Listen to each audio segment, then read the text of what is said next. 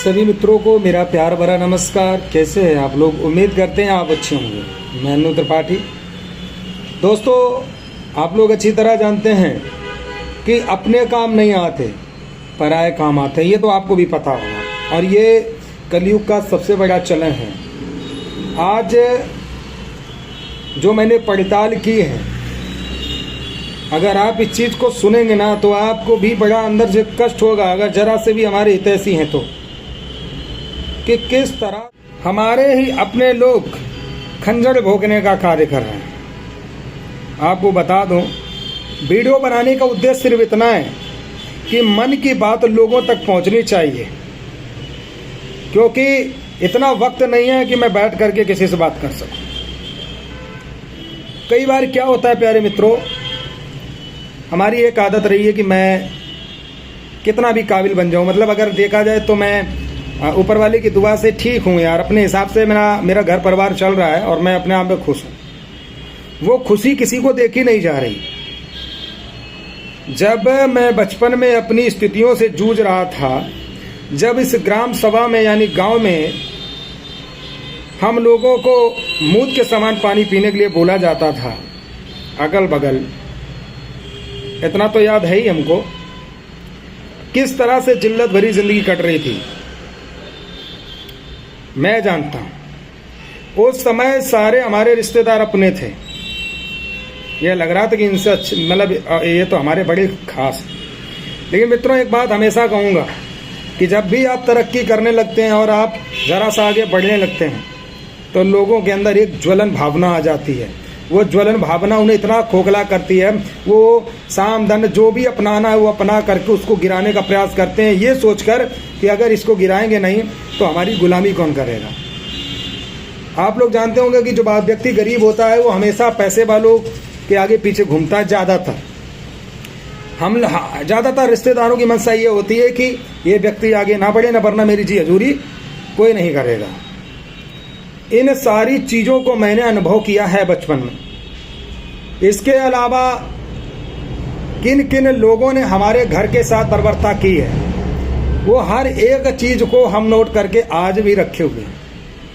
और हमने जैसा कि कल के वीडियो में जिक्र किया था और मैं आज फिर से कह रहा हूँ कि आज मैं पर्दाफाश कर रहा हूँ उन लोगों का जो लोग इसमें सम्मिलित हैं। कल मैंने एक बात कही थी और वह बात मैं दोबारा से इस वीडियो में भी बोल रहा हूँ। जिस दिन अपने लक्ष्य को मैं प्राप्त करूंगा, एक एक व्यक्ति को हिसाब ब्याज के साथ उसे वापस करूंगा। ये मेरा वादा है आप सभी लोगों के सामने। और आप लोगों से मैं एक बात कहना चाहता हूं कि जरूरत पड़ने पर बस हमारे साथ खड़े हो जाना। और कुछ आपसे उम्मीद नहीं है मुझे, और ना ही मैं कुछ चाहता हूं। जिस तरह से आप लोगों के लिए मैं ज़मीन पर उतर करके कार्य कर रहा हूं और खड़ा होता हूं, दुनिया के जाने कितने बड़े बड़े मामलों को चुटकियों में निपटाया है मैंने, तो मैं अपना भी मामला निपटाना जानता हूं।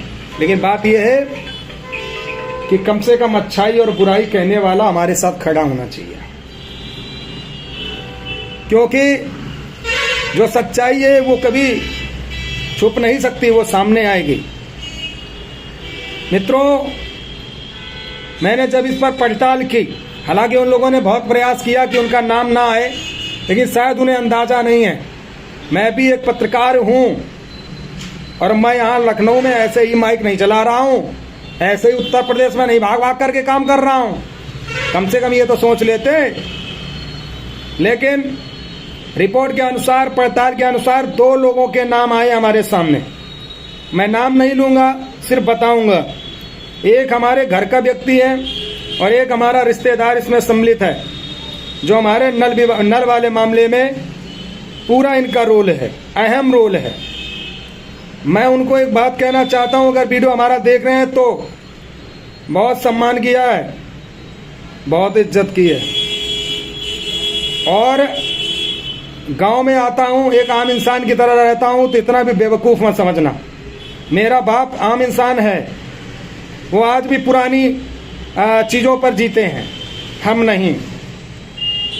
उनको तो कई बार मैंने कहा कि आप नए ज़माने पे काम करिए, लेकिन उनका क्या है, वो तो पुराने ज़माने वाले आदमी है, तो वो पुराने नए ज़माने में क्यों आएंगे। लेकिन मैं इतना जान रहा हूं कि इतनी उम्मीद नहीं थी मुझे कि आप लोग इतनी घटिया मानसिकता रखते हैं। इसके अलावा 3 से 4 लोग गांव के हैं जिन्होंने गवाही दी है। इन सभी की सूची हमारे पास मौजूद है। इस वीडियो पे बस एक बात कहना चाहूंगा कि सिर्फ वक्त का इंतजार करिए, या तो हम बर्बाद हो जाएंगे और या तो हम आप लोगों को बर्बाद कर देंगे। इस बात को याद रखना। मुझे बहुत पीड़ा है और बहुत दर्द है। आप ये सोचिए कि 2008 में इन लोगों ने इतनी फर्जी कंप्लेंट की, बताया कि महेश त्रिवेदी के कार्यकाल में ये नल आया। मैं इस वीडियो में एक बात कहना चाहता हूं, इसका पूरा रिपोर्ट ब्लॉक से मंगवाया जाए। अगर महेश त्रिवेदी के कार्यकाल में आएगा तो मुझे फांसी की सजा दे देना, और अगर नहीं आया तो ये जो शासन और प्रशासन ये हमारे दरवाजे पर आकर के क्या दिखाने का प्रयास कर रहा है। एसडीएम महोदय जो मैडम है रसूलाबाद क्षेत्र की उप जिलाधिकारी, उनके पास हमारी माता जी गए, उन्होंने अपनी बात कही तो उन्होंने कहा मैं रिपोर्ट 1-2 दिन में मंगवाती हूँ, जांच करवाती हूँ, ये वो दुनियादारी। मैडम आपको ये चीज नहीं समझ में आ रही है, जब व्यक्ति कह रहा है कि ये नल प्राइवेट है तो आप सरकारी उसको कैसे घोषित कर सकते हैं। हम आपको बिल मुहैया कराएंगे, जिस दुकान से लिया गया, जिस मिस्त्री ने बोरिंग की उस मिस्त्री को पेश करेंगे। इसके अलावा लगभग 12 से 15 गवाह गांव के पेश करेंगे। आप उसको मानेंगे या दूसरों की मानेंगे। 2008 में इन लोगों ने तो महेश त्रिवेदी का नाम लगा दिया। 2008 में मायावती की सरकार थी, कमलेश पाठक विधायक थे। मम्मी की रिक्वेस्ट करने पर, माता जी की, मेरे पिताजी के नाम से एक नल अलॉट हुआ, लेकिन जब वो नल हमारे यहाँ लगने आता है, हमारे घर के सामने एक वृक्ष है नीम का था, तो गांव मोहल्ले वाले कहने लगे यहाँ नहीं, वहाँ बीच में लगना चाहिए। हम लोगों ने कहा कि जब हमारे नाम से अलॉट हुआ है तो हमारे सामने लगना चाहिए। फिर उसके बाद ये मामला ग्राम प्रधान के पास पहुंचा। ग्राम प्रधान ने उस नल पर रोक लगा दी और वो नल रात्रि में 12 बजे के आसपास वापस गया। अब कहाँ गया मुझे नहीं पता, लेकिन वो नल वापस चला गया। इन लोगों ने कहा कि महेश त्रिवेदी ने दिया। ठीक, इनकी पहले झूठी खबरों को समझिए, और एसडीएम महोदया इस चीज को नहीं समझ पा रही हैं। कमलेश पाठक का नल जो था वो यहाँ से रिफंड हुआ, वापस हुआ।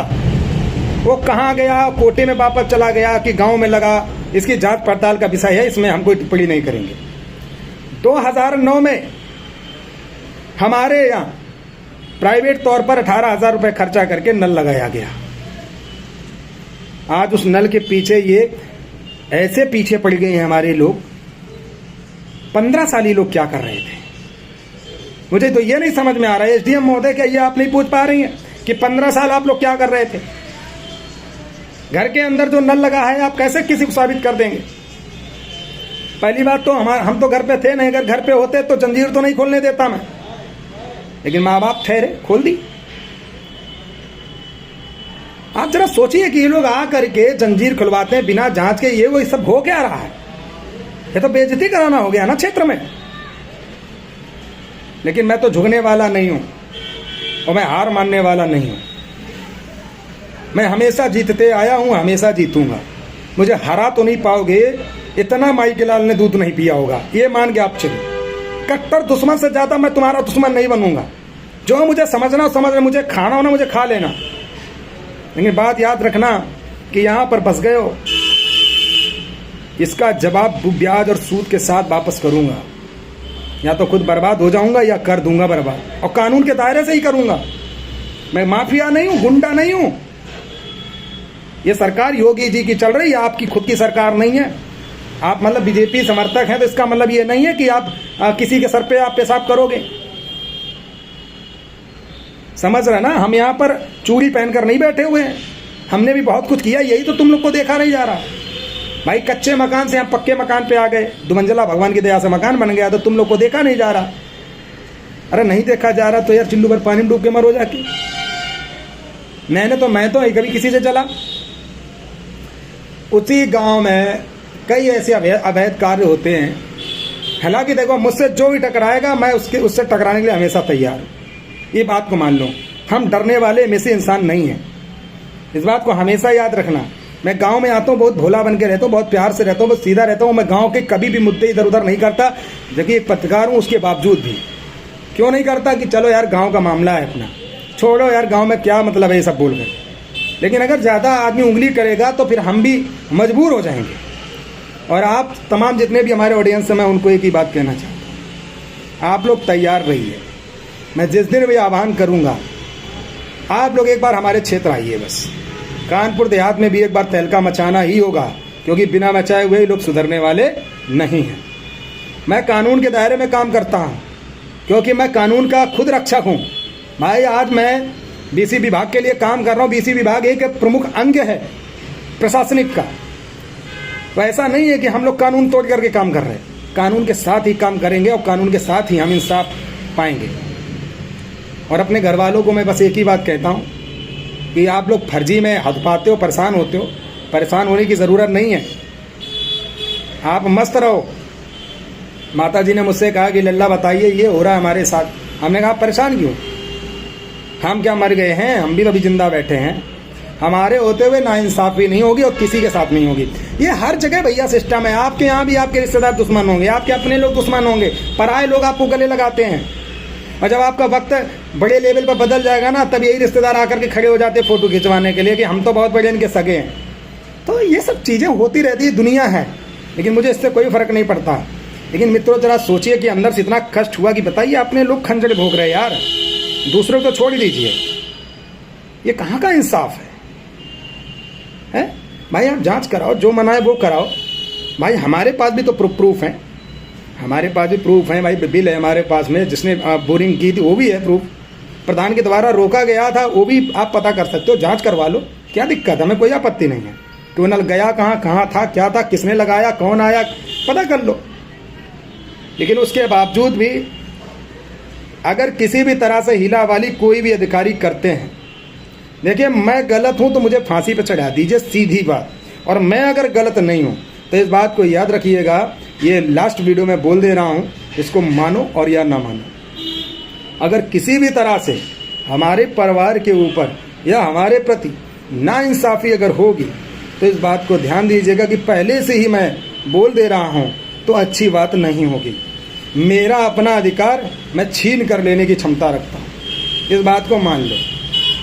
क्योंकि हम लोग मजबूर हो जाएंगे, उन सबके खिलाफ हो जाएंगे जो लोग इसमें हिलावाली कर रहे हैं। और उनके खिलाफ जो भी जन आंदोलन जो करने पड़ेंगे वो करूँगा, नंबर 1। दूसरा ऑप्शन है कोर्ट, पहुँचूँगा और कोर्ट के द्वारा उन लोगों के खिलाफ खड़ा हो जाऊँगा।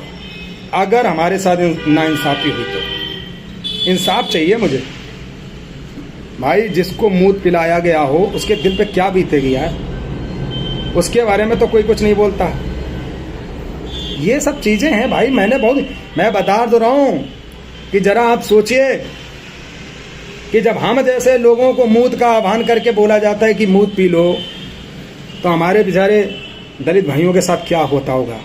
आप सोचो, ऐसे मानसिकता के लोग हैं। इसीलिए बंधुओं कहता हूँ कि ऐसे पाखंडी लोगों ने ही इस देश को बर्बाद किया है।